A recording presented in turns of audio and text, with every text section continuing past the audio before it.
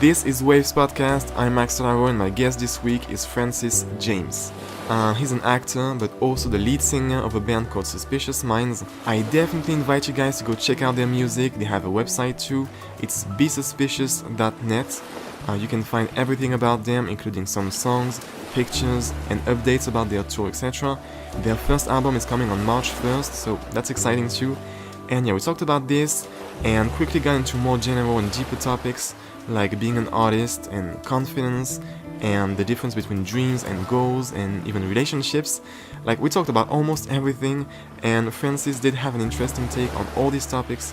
I learned a lot of stuff about him, the band obviously, but also more general life knowledge. So yeah, if you enjoy it, please subscribe on iTunes, Apple Podcast, Spotify, YouTube. Leave a review on iTunes or Apple Podcast. It's the same, by the way.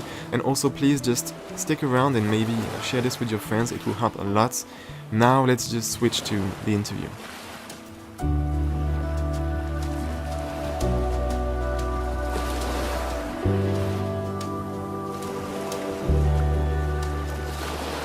Hi Francis, so how are you?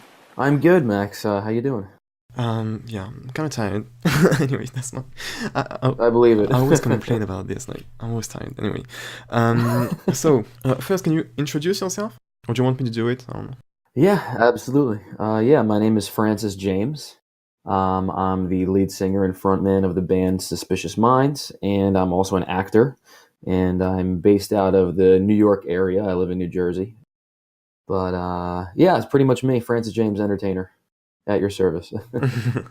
I didn't know you were an actor. Yeah, I am actually. Okay, I mean, I did my research. Is it somewhere written online, or am I super bad at researching? I'm not sure. It would be on my website, thefrancisjames.com. So there's but I mean, that's, I know that when we spoke originally, it was primarily about the band that I'm Exactly. in, so Suspicious Minds. So I'm sure you looked at the Suspicious Minds website. You can get to my website from there. Yeah, I think that's what I did. So, yeah, I have a big question about this actually. Where does the name Suspicious Minds come from? Oh, it's a great question. So, my lead guitarist, Jordan, who actually lives down in Nashville, him and I were in a band together called Legacy, like back in the day. Well, maybe not back in the day. It was like 2014, actually. But we were in that band together. That band broke up, and we decided we wanted to continue making music. Now, he is an Elvis fanatic. I like Elvis Presley as well. But one day we were pretty much deciding, hey, we're going to continue the music thing, and we need a new name for whatever this new project is. And we were just like rattling off random ideas. And while we were on the phone, I hopped on Spotify and I looked through Elvis's like a bunch of discography, because I know that a lot of bands will tend to name their own band after a song by somebody they like a lot. I think Suspicious Minds is like one of Elvis's top songs on Spotify. So I just was like, hey, what about Suspicious Minds? And loved it immediately. And I thought it was pretty cool because I don't know any band that has a name that sounds like that. Yeah, it's like a connection between you two guys, so that's super nice. And yeah, I knew that. I knew that "Suspicious Minds" was a song by Elvis. So, Right. see, I didn't know about the actor thing, but Right. Yeah, no, it's surprising. I mean, there's like a lot of people who don't know anything by Elvis that like listen to yeah, rock and roll today, that they're like, oh, they don't know that name. So sometimes people, I guess when they hear our band name, it doesn't, there's no light bulb that goes off. But then some people are like, oh, like Elvis. And so some people think we're like an Elvis like tribute band or something like that. But if definitely not. We just pay our respects. yeah, that's super nice. And yeah, I think it's really good to kind of make this tribute to an older figure of music Absolutely. when you start a new thing. And first of all, can you I don't know, promote something? Like, do you want to promote your Instagram or your, I don't know? Yeah, absolutely. Yeah, definitely. So, anybody can find our music and all of our social media via our website, which is www.besuspicious.net. Once again, that's suspicious, suspicious.net. And you can find like our Instagram, Twitter, whatever other social media we have there, Facebook. Pretty much all of our social media handles are a play on the phrase "be suspicious," which actually is one of our hashtags as well. Be suspicious. Okay. So I wanted to go back to like the creation of the band, etc. You talked about it a little. How did that happen? Like, how did you guys meet, and how did you start making music together? Yeah, that's that's a good story. It's a very interesting story to be honest. So, like I said, Jordan and I were in a band prior, so we luckily knew each other. We had really good chemistry, and we wanted to keep making the same style of music. It turned out though that when our original band Legacy disbanded, everybody kind of went in their own different direction. Our original bassist had a baby with his girlfriend. I was buying a house with my wife, and Jordan wound up going down to Orlando to university. He went to Full Sail University outside of in Orlando, and so he went down there for his degree, and I was up here in New Jersey just working. And we were like, listen, we're going to keep making music. We're just going to do it over the internet, right? We have a Google Drive. We can utilize any resources necessary to make these songs and make them good. So we did. We started kind of messing around with older tracks that we had already recorded and creating new ideas. While he was down in Florida attending Full Sail, he met our current bassist, Dan Morin. Now, I think from what I remember, I think Jordan brought Dan on as somebody who could help us with engineering, mixing and mastering our songs and things like that. And Dan started mixing and mastering one of our recent tracks. It's actually a single you could find online now. It's called "You Never Knew."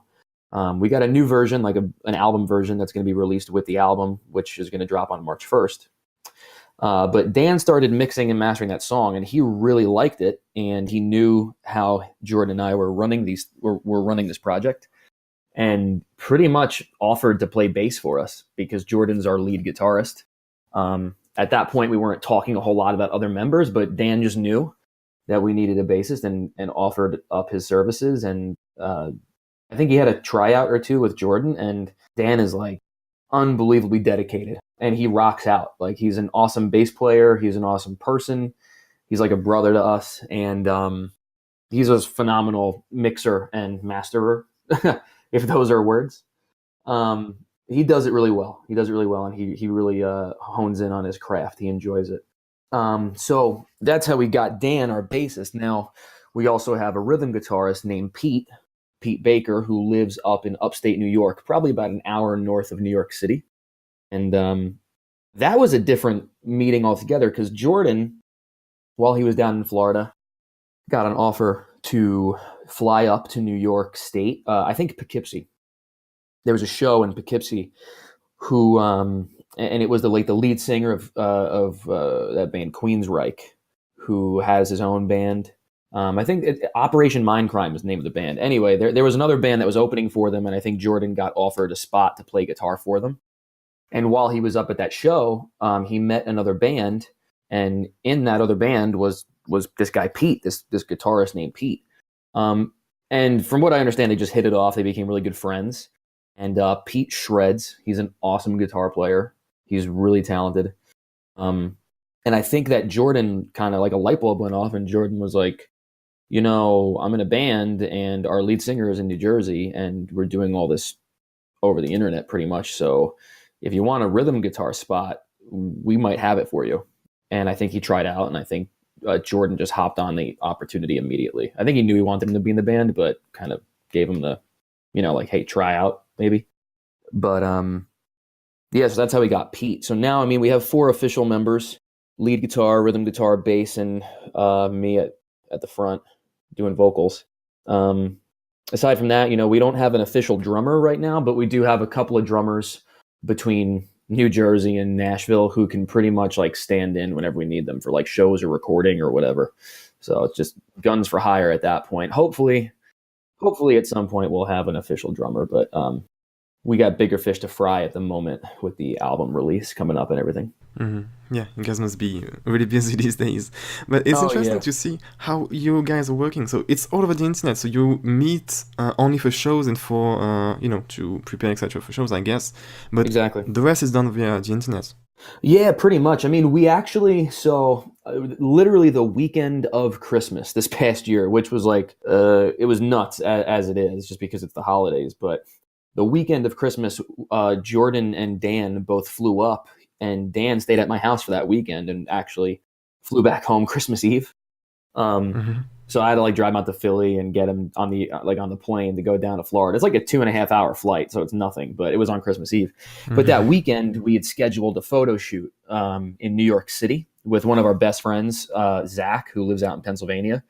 You guys can find him on Instagram. It's his handle is at Zachy Black, ZAKKIBLAKK. He's also like listed all over our stuff on our Instagram. He's like our main photographer and videographer, based out of the Northeast. He's awesome with it. He does really good editing and things like that too. He is solid. But that weekend was crazy just because we've had them fly up and to do this photo shoot. But because we were so jammed that weekend, we had no opportunity to like rehearse or practice or anything together. So that was what it was. We all practice and rehearse on our own time separately, like to whatever tracks we have, whether it's like click tracks or, for me, like tracks without the vocals or whatever. We all kind of go back and forth doing that. But we're actually planning a tour this summer. It's supposed to start in like July. And we know that when we already got a booking company called Third Eye Booking that we're working with, who's going to book us some shows around that time. And our goal is to pretty much get together like a few days beforehand and just have like 48 to 72 hours of hangout and rehearsal before we hop on the road and get these tour dates done so we could support this album. But we all trust each other. Like we're all very dedicated to our craft, and like, and I know that Jordan and the guys, like they all actually rehearse sometimes through like Google Hangouts. And I've watched them do it, and they actually can get it done. It's nuts. Oh, really? Yeah, so they make it work. But I mean, our goal is like, we know if we're going to play a show, we're going to get together the day before or like a couple days before, and we're going to just be rehearsing our asses off. And we want to show up to that rehearsal as tight as we could be. And I think it'll work out that way when it actually happens. Mm. Yeah, because the band is kind of like a sports team, you know? You can have really good players, but if they don't play together, it's not going to be the best. So yeah, it's super nice to see how you guys are making it work. Like via Google Hangout. I had no idea you could actually do this. Yeah, But yeah, so you... I didn't either. True. I have a few questions about what you said. Like, you guys are starting a tour. How do you get? You mentioned this company that's helping you. How do you get in contact with them, and how do you sell your band? You know, like tell them, yeah, we're worth it. You can trust us. Like, how Yeah. did you guys do this? That's a great question, actually. The second part of that question is like phenomenal. So I'll tell you about that for sure. But there's like these Facebook groups that I'm just like a part of, and one of them is like a New Jersey like local Facebook group, and somebody in the group just posted, "Hey, if any bands need like a booking agency or bookers, just reach out and let us know." So I reached out to them, and they got back to me pretty much. That was really it. Like they were looking for people to book just to like expand their repertoire.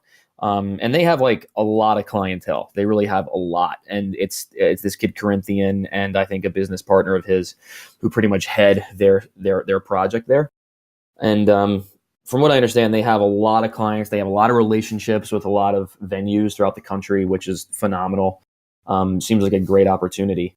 And interestingly enough, like he told me on the phone, and I tend to believe everybody. Like I don't, I'm pretty gullible, so like I don't think anybody ever has a good reason to like lie to me. But I totally believed him when he was telling me like why he wanted to work with us, because he said he got about 20 or 25 messages from bands, and he said he turned down every one of them, and it was because they didn't have professional photography, they didn't have a good looking website, they didn't have like an EPK or a package deal like put together. I mean, some of them didn't even have songs. We have a website that I put together myself. It's like I buy the domain and like set the subscription up at like Wix.com. Like I put the website together. We have our EPK there. We have professional photography, professional graphic art. We do have that one song the single version that's out right now of that song "You Never Knew." But I also said, hey, listen, I'll send you the album in its entirety. Just don't leak it. I'll send it to you so that you could listen to us and understand the vibe, and that'll help you with booking shows. And he was all about it. He was like, you guys have something, and while we don't have like a massive following on Instagram, or we're not like we probably don't have a national audience just yet, but he sees something there and he wants to work with it. And we discussed getting a bunch of shows towards the middle of the year, and he's booking them right now, and it seems to be working out pretty well. We're just going to be doing these shows like up and down the Eastern Seaboard, pretty much like East Coast tour for this summer.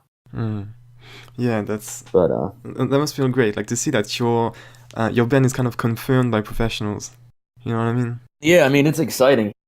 I mean, it must be good. It kind of and the photography, like I said, sold him on that too. Zachy, our photographer, who's been killing it for us, and we have another friend down in Florida. He goes by Alternative Indian.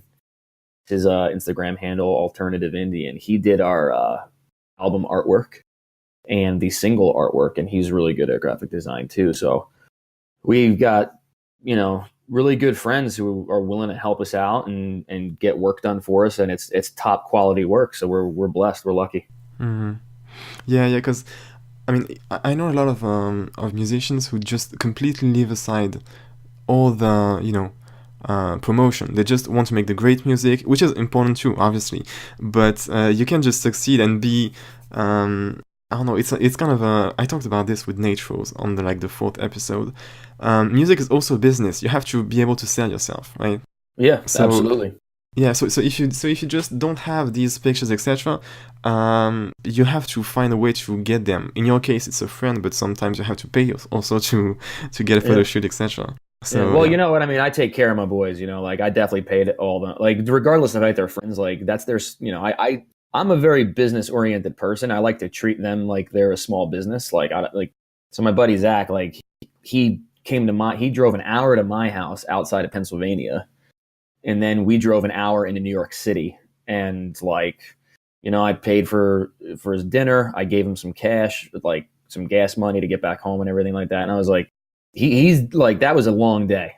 And he was still we got home at midnight to my house, and he was still willing to drive an hour home. And I'm like, nah, dude, just come in and sleep here. It's fine. And he's like, no, I'm going home, dude.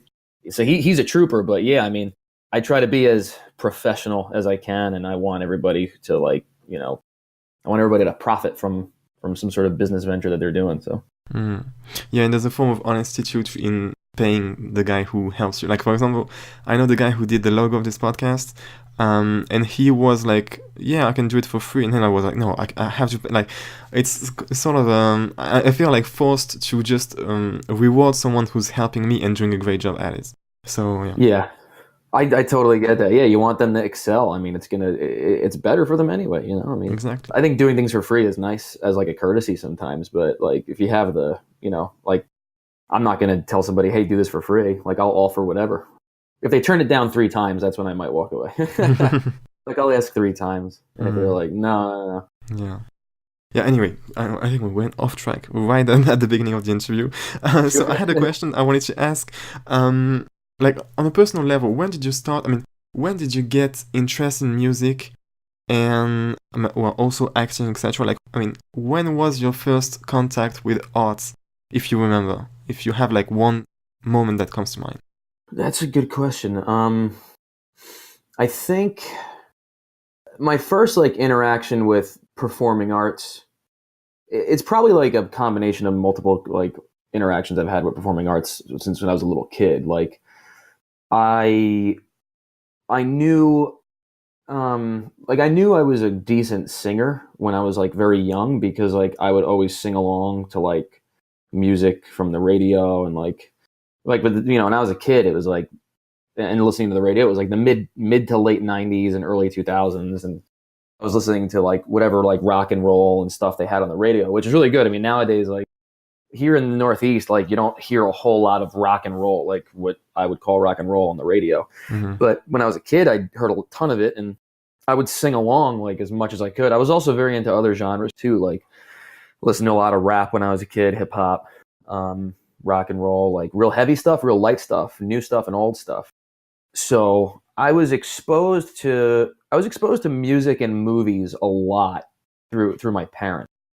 My parents were very big into music when they were young, and my mom and dad like always had movies to show me and my little brother growing up. So it just kind of like I guess like it just made sense. I'm also like a very like emotionally in tune person, and I like to perform, and I like the way it makes people feel. Like I knew when I was a kid, like nothing feels better than to make people smile and make them laugh, you know, and that's like how I knew I wanted to be an actor. Um, and the same thing with music, like I would sing like just out loud and I'd get attention for it. And, you know, when you're a kid, you're like eating it up. But when I was in high school, I got really into music, like real heavy music. And I was in a lot of like hardcore bands and heavy metal, punk, and stuff like that. And there were multiple kids who I knew who were like telling me that I was like one of the best singers they heard in like New Jersey, because there used to be a lot of big like show circuits going on and a lot of bands, a lot of local bands, and that kind of like drove up my confidence. And I was like, you know what, I might as well just sing, you know, less aggressively, like try like actually sing. Like as I got older, I was more interested in screaming and not more interested in singing and less interested in screaming. But I think like in college, something happened where I realized like, wow, just being an actor or being a singer in a band, like it could pay the bills. It could totally do it. Like you just got to do it right. It could work. And it wasn't until after college and until I like was engaged and then got married that like my wife was like, okay, you have a lot of dreams, but you don't have a lot of goals. Like you need plans to meet these goals. Otherwise it's never going to work. And she was absolutely right. So, I've been saying it for like past few years, like every time I talk to Jordan or somebody else, like about the band, you know, about acting, like I feel closer than I've ever been to realizing it as a way to like make a living. So, but yeah, I mean, it all started when I was a kid. It's like 20, 25, 27 years in the making at this point. Yeah. So, yeah. Wait. You said a lot of things. I didn't want to interrupt you. You said a lot of interesting things. First, like you kind of like explained what being an artist is in very quickly. First, it's being emotional and the whole connection with how people feel, how you feel, and how you make people feel, and confidence. So first, I think that it's super interesting to talk about emotions because, especially now, I feel like. Masculinity is evolving these days, like we are men are now becoming allowed to have emotions, you know what I mean? Right. Yeah, absolutely. And so you're just like I mean, what makes you think that you're emotional or more emotional than most people? I've always been able to feel very deep levels of empathy and sympathy for people. Even like animals. Like growing up, I mean, like maybe it's like part self-fulfilling prophecy, I guess, but like or I don't know if that's the proper phrase, but like I've always been told like you wear your heart on your sleeve, like growing up. I guess I care a lot about like other people and stuff. I mean, that's like one reason why I like to like perform and entertain, is because like I like to make people like happy, and as I got older, it was like, when I was a kid, like all I wanted to do was make people laugh. That was it. Like if I could make people laugh, that was the best. And then like I saw Jim Carrey in a movie in Ace Ventura, and I was like, oh, I'm gonna be a comedic actor, absolutely.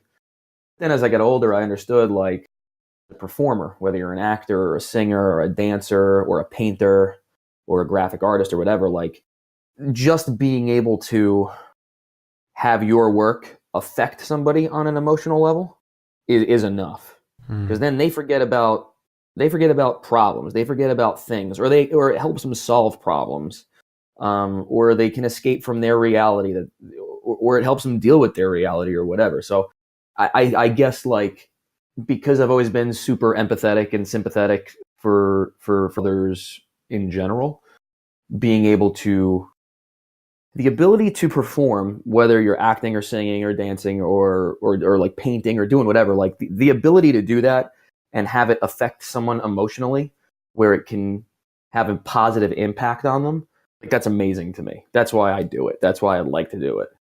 So I think that, like, I guess to, kind of circle back to your question about, like, being in touch with your emotions and masculinity and things like that. I mean, we're definitely in a more, in our more modern era, it's much more acceptable, like, for men in general to be in touch with their emotions.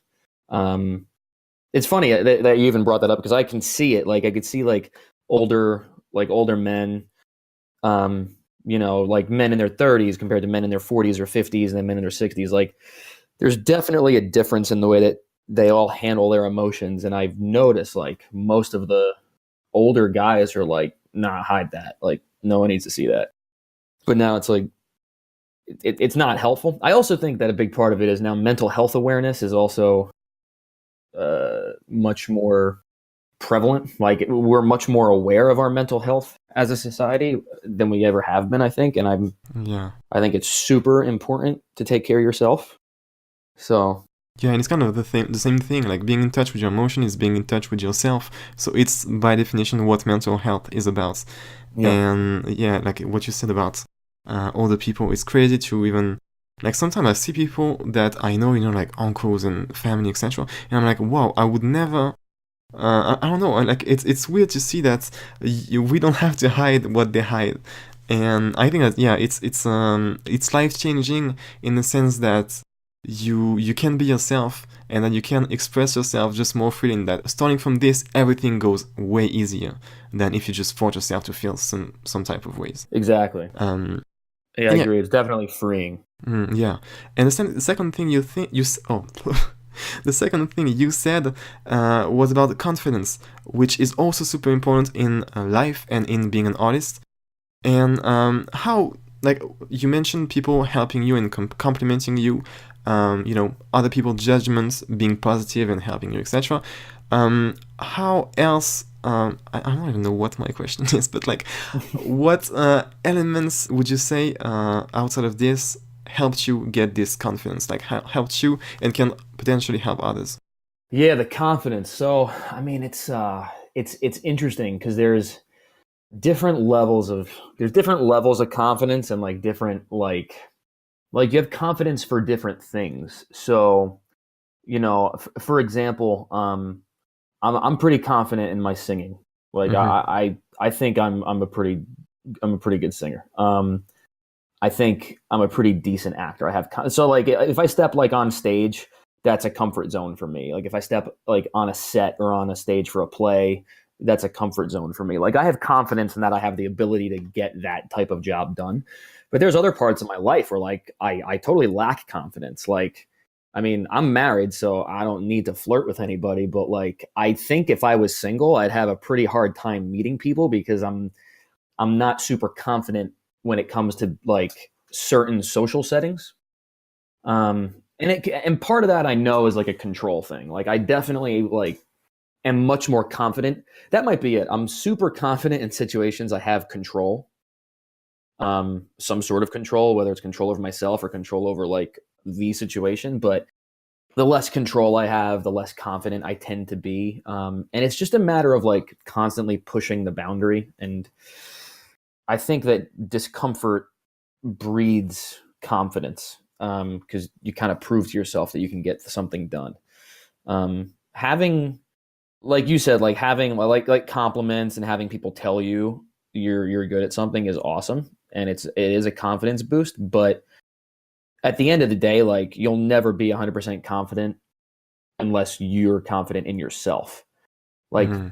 other people telling you you're great at something, like, like they have confidence in you, and that boosts yours a little bit. But, like, there's an even deeper level of confidence that's, like, just purely about the self, and you could be lacking in there, and you're not lacking in this, upper layer, this more, like, cosmetic, or maybe not cosmetic, but this more, like, superficial layer of confidence. The problem with that though is like if you keep building on this superficial layer of confidence, you're not building on your own like personal self confidence, then everything you do is an act, or not everything, but like a lot of what you do becomes an act, and it becomes like, out in public, like Francis James isn't Francis James, like it's somebody different, or like Francis James is my stage name, like it's a persona, and there's a superficial part of that there. But I'm a firm believer that like you have to be confident in just yourself as a human being, like within your own personality, within your spirituality, within your physicality. Like you have to. It's got to be for you. Like I love the idea that I can sing a song that can, like, if someone listens to the lyrics and hears it, like it lifts up their day. It makes them feel better, or like now they can go solve this problem. Like, face their fear head on and get something done. But like, there's really nothing altruistic about that. Like that still makes me personally happy. Like I'm doing it for somebody else, but it's because I want to, I enjoy it. So, a long time ago, somebody told me like, this is a totally different topic, but it was about relationships. And this guy told me, he was like, unless you're comfortable being alone, unless you have confidence in yourself while you're alone, you'll never have a super successful relationship, because you're using the other person to validate you. So having other people validate you like as your only form of confidence, you're building your own personal strength on a very weak foundation. So it's just very important that you're comfortable with yourself and that you're okay alone. And like at the end of the day, like all you have is you. If you can come home and put your head on the pillow and like you got your own back, and you're confident in your abilities and your talent and your skills, and that that you can get the job done, that you're the man or woman for the job, that's the most important thing. But it's a lot of inner work. So it's really a lot of inner work. And I think silence is a big part of it. I think that like, from my own personal experience, like I know that like very recently I've taken to meditation more. And it at first it was uncomfortable, because like I'd want some sort of music in the background, like even something like tribal drums or something instrumental or whatever. Like it just sitting in silence was very uncomfortable for me. But I learned over time that like the reason I was uncomfortable with silence was because I was kind of uncomfortable with inward thinking and inward focus. I didn't know how to appropriately, I guess, think inwardly about myself, and it's also kind of scary, because it's like you might realize you're something about yourself you don't like. There's plenty of people out there, including myself, who don't like ourselves for some reasons, or who don't like what we've done in the past, or don't like some aspect about our personality or physicality or whatever. But I think that silence is a great place to start uncovering that type of stuff, because it's you and your mind. So I think that's definitely a way to start building your own self-confidence. Yeah, I started meditating a few months ago, and it was like I really had the same feeling you had. Me, it was not about noise, but I was really. It's weird, but my body was itching. I had to I really wasn't comfortable doing nothing but thinking. And it was crazy how forcing myself, it's crazy to see how, forcing myself to do it at first made me really enjoy it. And now I can really, I tell my parents every day they have to start. I tell my brothers, everybody I know they have to start. Because it's really life-changing in the sense that you get comfortable with yourself just without any, how would you say that? Like any entertainment around. Like you're just comfortable. You could be outside in the forest and you would be comfortable with yourself, Like it's because you're at peace. And I also love that you talked about love, because I had this conversation with my friend just yesterday, and my friend told me this, and it's very true, I guess. Although I can't really testify for now. But there's a line by Kendrick Lamar on Poetic Justice, and it's love is you looking in the mirror, love is you looking for it, maybe. Call me crazy, we can both be insane. Anyway, so it's like, like, you have to, like, look yourself in the mirror and just be confident with you as you are, alone, single, etc., and looking for love, and then maybe you can find it.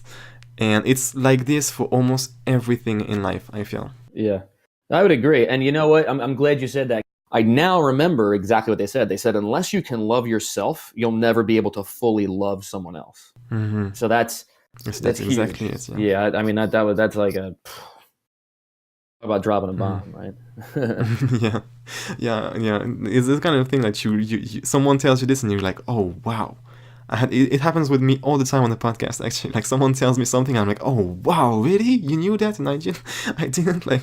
That's awesome. Yeah, it's like little you, mini epiphanies, like here and there. Yeah, exactly. And actually, you kind of did this just before when you talked about your girlfriend telling you that you had dreams but not goals, because that's something super important too. And I'm like super guilty of this. Like, I'm really I want to do tons of things, but I never really know how to do them, and like, actually start doing things. And why do you think that you started to do music? Was it easy, actually? Like, did you have to, like, push yourself, or was it natural? To pursue music as a career? Yeah, exactly, and start a band, and yeah. So it feels natural. Mm-hmm. But in practice, it's extremely difficult. So I'm totally a victim of spreading myself too thin. So the thing about goals is, like, like, I'm a believer in the idea that there's no such thing as an unreachable goal, only unrealistic timeframes. So, like, right now, my primary focus is to work in a job that I'm working in right now. It's just a corporate job. I work at a financial services firm, but I mean, that's my income. That's how I make money. That's how I live. It's how I pay all my bills, right? So that's, like, the main thing. And I'm trying to, like, trying to, like, do other things, like get out of it and create other money making mechanisms. But I know for a fact that, like, the music thing, like, I'm going to keep pushing it. It's just it's going to happen. Like, I'm going to figure out how much time I need to set aside in a week or a day to get these things done so I can hit this goal by this time frame. Like, there's just no ifs, ands, or buts about it. It's just, I'm going to do it. So that's the mentality that I think anybody needs to have, is, like, if you know you can do something and you really want to do it, like, you just got to figure out. It's not about, like, oh, I can. It's about how. Like, I listen to plenty of, like, books, like audiobooks, podcasts, like, people talk, like, one of the most important things that I've heard is, like, successful people don't ever say I can't. They only they ask, how can I do this? How can I get it done? So that's something that probably clicked, like, when I was in, or, like, just got out of college, is like, oh shit, like, I can do things. Like, I just need to figure out how to do it. So, like, it's difficult. It's a lot of time management, and I'm still learning how to manage my time wisely, because I suck at it. Me too. I'm, like, mentally all over the place, like, all the time. I'm sure you know how that is. Mm-hmm. So it's just a matter of, like, trying to be as regimented as you can, like, budgeting your time and money and figuring out what works and what's not going to work, and not spreading yourself too thin. But I think it's gonna, like, we're going on tour this year. Like, that's a goal that we have. We're going to do it, and I think that, provided that's successful, which I think it will be, we're going to keep doing it. And the tours just get bigger and bigger until we are where we want to be. And then, maybe at that point we'll be able to actually explore uncharted territory. Yeah, and, like, going on tour is already, like, crazy when you think about it, Oh yeah. Like, it's actually being confronted by someone, and, having people listening to you. That's awesome. Yeah. And you mentioned, like, the fact of having to sort of realize how to make things work, etc. Me, I know personally, I had a huge problem, and I still do, kind of. It's like, I really didn't let go of. I did not accept the fact that you can actually have a job and still work towards being like an artist, etc. You know what I mean? Like, having to work something you don't especially love and be an artist. But at one point you kind of have to, you're forced, and that made me super sad when I had to start working because I'm a teacher, etc. I was like, oh my god, my life is ended, I'm gonna be a teacher all my life, etc. And yeah, like, I mean, honestly, and then when I started, I realized like, oh, well, no. I mean, I've started this podcast just like at the same time I started to teach, so you can actually do other stuff, and I still can make videos, etc. You know, so yeah, it's like you have to let go of your how do you say, like stereotypes or like your ideas you have of the thing, and then just express yourself. Yeah, no, you're spot on. I mean, it's like I think that like a lot of people call it a survival job. Like, I guess it is like for some people it's a survival job. For some people it's just like it's the job or a job. You know, it's at the end of the day, like if you're striving for something different, it's a stepping stone. You use it as a stepping stone. You milk it for what it's worth. You make your money, and if and when you can get out, you get out and do your own thing. You know, because then you're taking care of yourself. I totally get what you're saying. Like, and I think it's like a pride thing at some point where like people are really bummed to like get jobs and do this like survival job thing. And I mean, it sucks because it takes time. It takes precious time away, you know. But it's also like a blessing in disguise because it really teaches you how to budget your time and your money, which are at some point invaluable for what it is you want to do. Yeah. So, and I mean, I know that me personally, taking this job also helped me getting my own place because I was living with my parents. I actually just moved out. So, yeah, it cool, was like... Congratulations. Yeah, thanks. And it was like, I mean, now I can basically just wake up in the morning.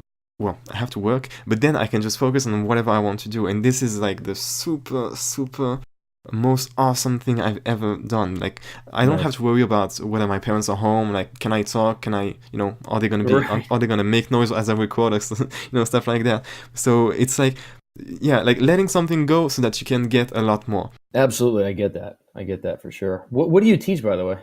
English. Oh, very cool. Oh, that makes sense. That makes perfect sense. To French people, like I teach with an accent. Awesome. Oh, that's cool. Yeah, it's also, by the way, super cool. I want to say that because I always complain about being a teacher, etc. It's just not my thing, me personally, but it's also a very important job, and it's very rewarding too to teach kids, etc. I mean, I just want to make that clear because it feels like every week I talk about it. So yeah. Well, I mean, yeah, you have your podcast, right? I mean, that's of course it's going to come up. I mean, I had a lot of respect for my teachers before, so I really, want to make that clear that teaching is awesome, just not for me. So now, yeah, super important. But my wife's actually a teacher. Oh, really? Yeah. What does she teach? She teaches she teaches a couple different subjects, but like social studies, history primarily.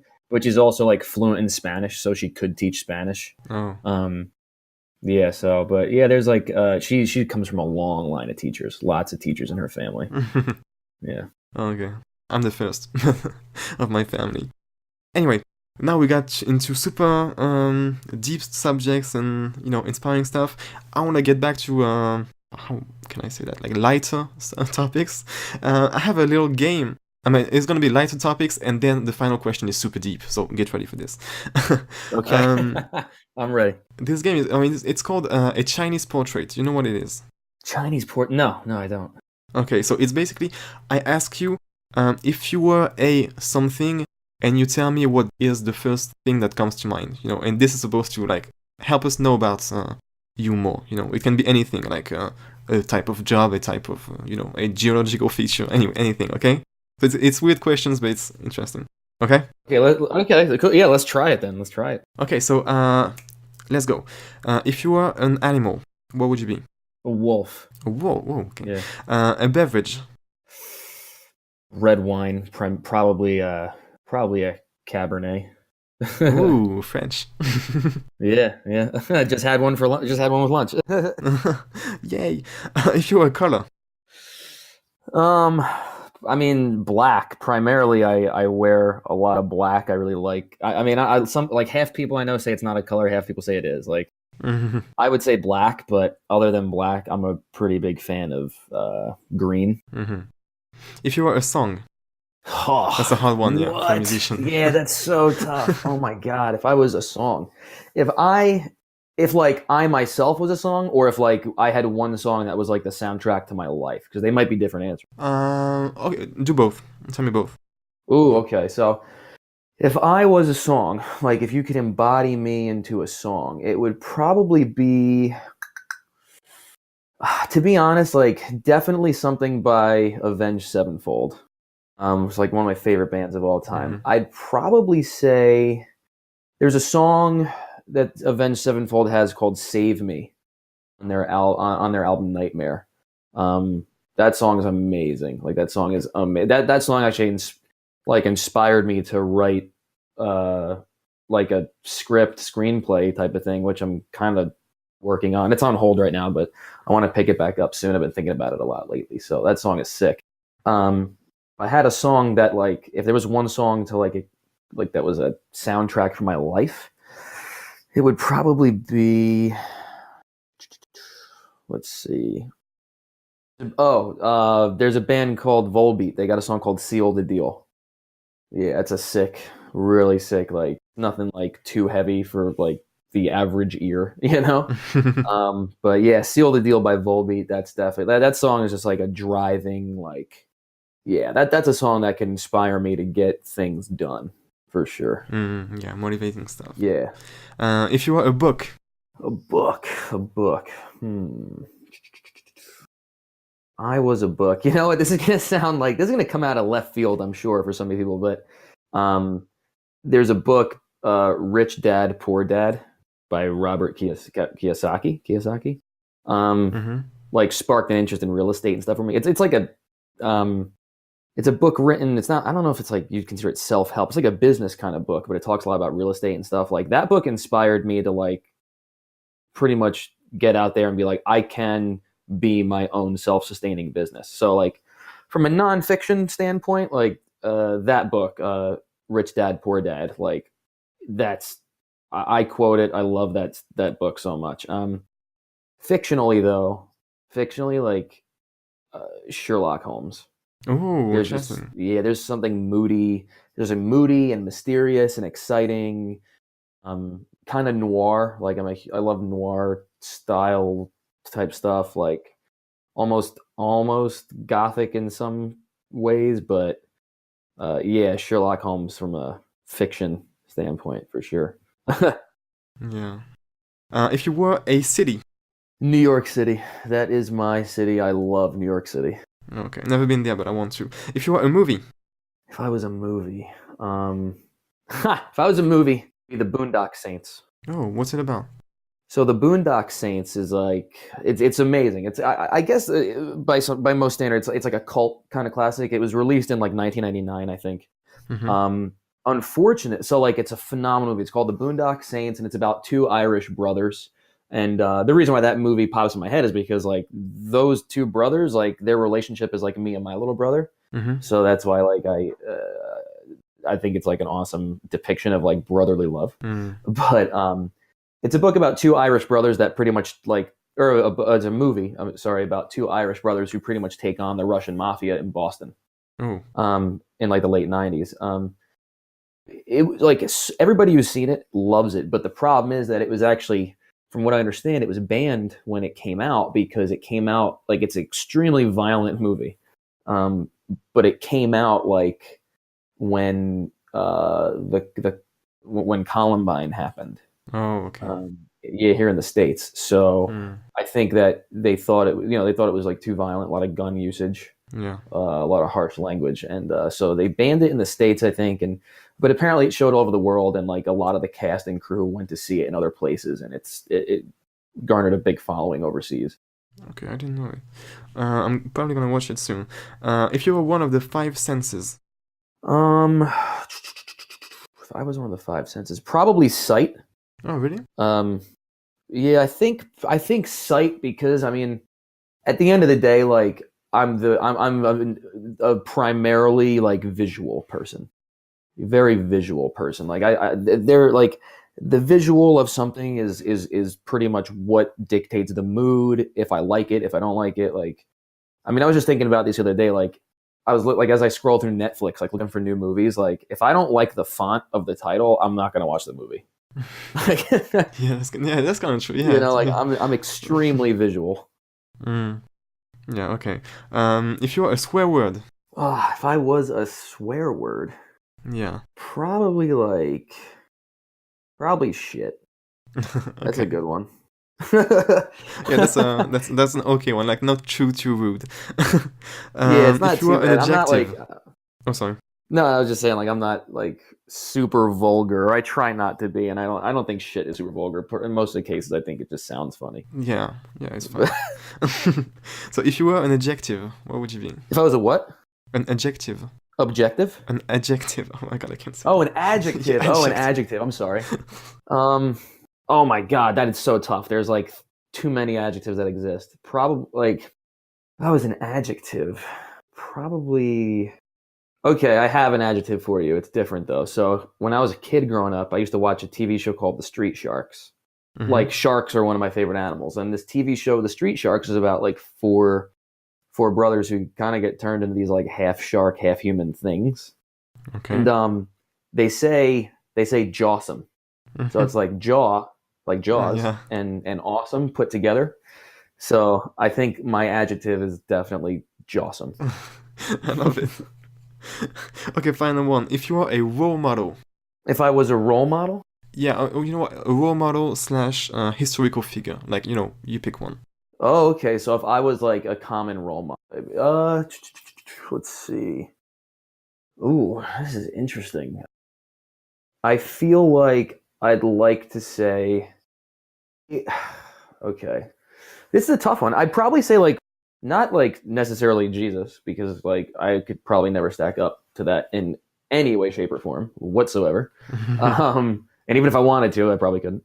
But one of the out of the 12 apostles, I think there was one named James who eventually was canonized and is this Saint James, and I think he is one half of a set of brothers that made up the apostles, and they had a nickname.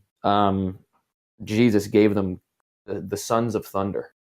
Ooh. That kind of translated to the Sons of Thunder. And I think that from what I remember reading about this, I think that he called them that because they were very boisterous and very vocal about their faith, very unshakable, and like their style of preaching, I think, was like thunderous. Mm. And that's it's part of the reason why I think I chose James as my stage name, Francis James. Like, um, there's some inspiration from the Sons of Thunder. So I believe Saint James, one of the apostles, uh, pretty solid role model in my Yeah. opinion. Yeah, Yeah, that's yeah, we I'd can probably discuss this one. Okay, yeah, so that was super interesting. Why the wolf? I've been like so like wolves. Primarily Arctic wolves. I think their packs are like very familial. And there's like something about like the strength and the quietness and the cunning and the ability to deal with solitude, but then also the camaraderie that comes with being in a pack and Mm-hmm. maybe not being in a pack in some cases because there are wolves that aren't in packs sometimes. There's just something strong and wise about the wolf. And yeah, I've just like I said, like they're one animal I've been obsessed with since I was like in the third or fourth grade. They're just amazing. I think like Yeah, it's canines are majestic. awesome. Yeah, majestic, yes, totally awesome word for wolves. Yeah, okay. So now I have like one last question. It's like the deepest one I have. Okay. Okay, so if you were walking on the street tomorrow and met young you, like you with like 12 years old or something like that, what advice would you want to give that young boy? That's a great question. So, yeah, what age did you say? Like how old would I be? Like around 12, something like 12. that. 12 years old. Okay, so Yeah. 12. Okay, if I met 12-year-old Francis, wow. I would probably like I huh. I have to say I'm pretty proud of the way things are right now. And I think that I think that things are the way now for a very specific the way they are now for a very specific reason, and I think they're going to get better. So I think that if I met 12-year-old Frank, I'd probably say something like really cryptic. And I'd probably say something along the lines of, whatever your dreams are, make sure that you have goals to realize those dreams, because you're not going to get anywhere unless you plan out the route. And no one's going to get there. No one's going to get you there but you. And I wouldn't tell him to do anything differently. Maybe something. I'd be like, in college, like, relax with the girls, don't be such a womanizer, because I definitely am not proud of a lot of the ways I behaved with women in the past. I've gotten much better, but I would probably say firstly, follow your dreams, follow your heart, make sure that you do it for you and you do it for the greater good, and have set goals. Make sure that you're on track all the time. Don't ever give up, and just relax with the women. I love it. I think I'm going to use this as the title of this episode, because that was super interesting. Not about women, but about... I think it's good that people hear it and people know. People change. You can change. I'm a firm believer that, you get...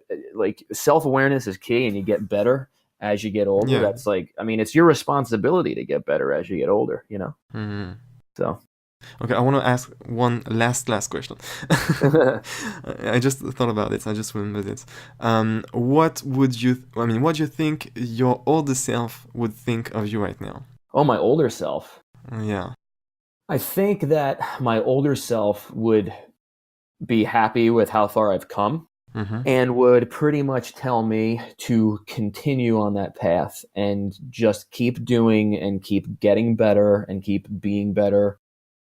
Just be a better Francis, be a better Frank, keep working towards it, because it's a goal. You're never going to be the best you're never going to ever be the best you can be. It's a reach goal. It's never going to happen, but you have to keep striving for it. Yeah. Well, that was, what? I think I'm going to end on this. That was perfect. Awesome. That was a perfect ending. Thank you so much for coming on the podcast. Yeah, thank you for having me. It was a pleasure to be here. Yeah, it was my pleasure. It was really awesome and super interesting conversation.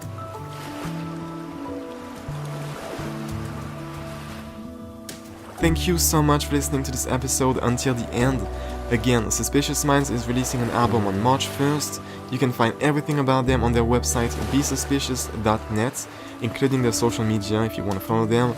And it was a super fun chat and very interesting, so if you liked it, please subscribe on iTunes, Spotify, YouTube, leave a review on iTunes, follow us on Instagram, Twitter, Facebook. Send me your suggestions for the next guest, check out our website, wavespodcast.fr, and I'll see you next week with an amazing guest that has taught me a lot about video making.